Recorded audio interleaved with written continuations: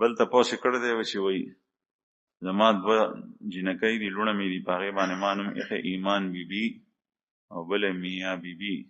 میا بیبي دا کیسه ده، دا نوم څنګه دی؟ نومونه ټیک دي خو خوندور نه دي ډېر. میا بیبي پته لګی نه شي. میا اوبو ته وایي او د ایمان معنا ایمان. نو کوی چې ایمان بیبي شته دی او څوک وایي چې نه ایمان بیبي ایمان نشته دی. نو چې ایمان نی نو دا خو خبره ده. رسول الله صلی الله علیه وسلم د یو صحابي نومو بره او بره معنا نیکه، هغه نوم بدل کو بل نوم وده کې خو زینب دی ولی کې خو قرآن کریم کې الله پاک فرمایي فلا تزکوا انفسکم هو اعلم بمن اتقى. اپنی نسبت پاکی کی طرف مت کرو، زماونه پاک بل څوک نشته.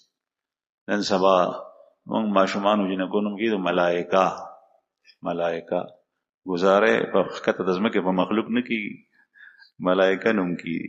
نو ټیک ده خو دا نوم خوندور نه دی ځکه چې دا هماغه تزکیه کې راځي.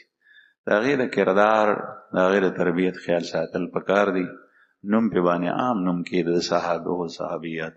په صحابیاتو کې د یوې صحابیې نوم ملائکه نه دی او یا ایمان بیبي نوم یې نه دی.